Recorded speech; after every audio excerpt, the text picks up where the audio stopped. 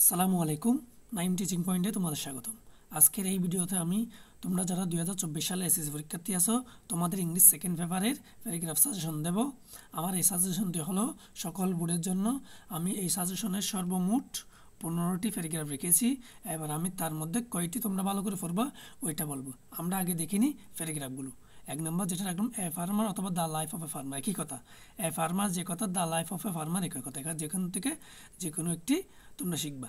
A book fair, tree plantation, a winter morning, school magazine, our national flag, our school library, a street hawker, a tea stall, load shedding, a rickshaw puller, a day labour, early rising, dengue fever, a road accident.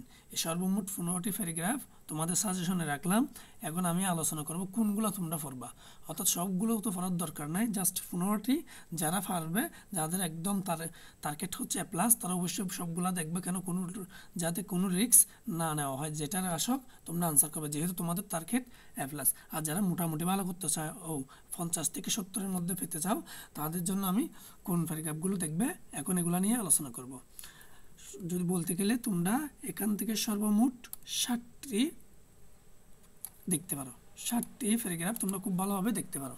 এক নম্বর হচ্ছে কি এ farmer অথবা the life of farmer, A book fair.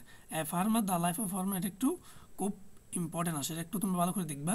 A book fair, tree plantation, winter morning, school magazine, our national flag, our school library. এই 7টা তোমরা খুব ভালোভাবে দেখবা, সবাই দেখবে 7টা।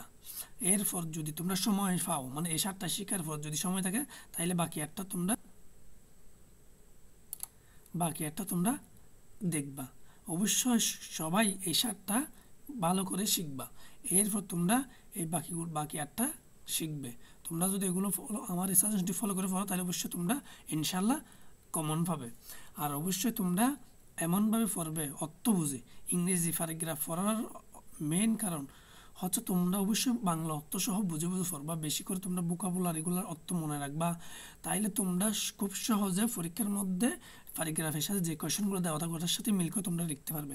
শুধু প্যারাগ্রাফ লিখলে হবে না, যেহেতু প্যারাগ্রাফের সাথে আমাদেরকে 5টি প্রশ্ন দিই, ওই প্রশ্নগুলোর সাথে কিছুটা তোমাদেরকে অবশ্যই মিল রেখে করতে হবে, তাহলে তোমরা ভালো নম্বর পাবে। 10-এর মধ্যে তোমরা 9, 10 এভাবে পাবে। আর যদি তোমরা একটা শিখে গেলা, পরীক্ষা গিয়ে ওইটা লিখে দিলা, প্রশ্নের সাথে কোনো মিল নাই, তাইলে এটা তোমাদের জন্য ভালো নম্বরের জন্য উপযোগী নয়।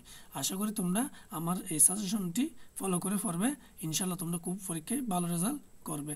আর অবশ্যই তোমরা তোমাদের সময়টি অপচয় করবে না। আর মাত্র 3 মাস সময় আছে, তোমরা এই সময়গুলো একটু ভালো করে নিজেদের কাজে লাগাও। কেননা তোমরা জীবনে এসএসসি পরীক্ষা একবারই দিবা, যেহেতু একবার পরীক্ষাটা যদি খারাপ হয়, তাইলে তোমরা একটা ভালো কলেজে, সরকারি কলেজে তোমরা চান্স হয়তো পাবে না। তাই তোমরা অবশ্যই মনোযোগ দিয়ে পড়বে এবং নিজের সর্বোচ্চ দিয়ে চেষ্টা করবে।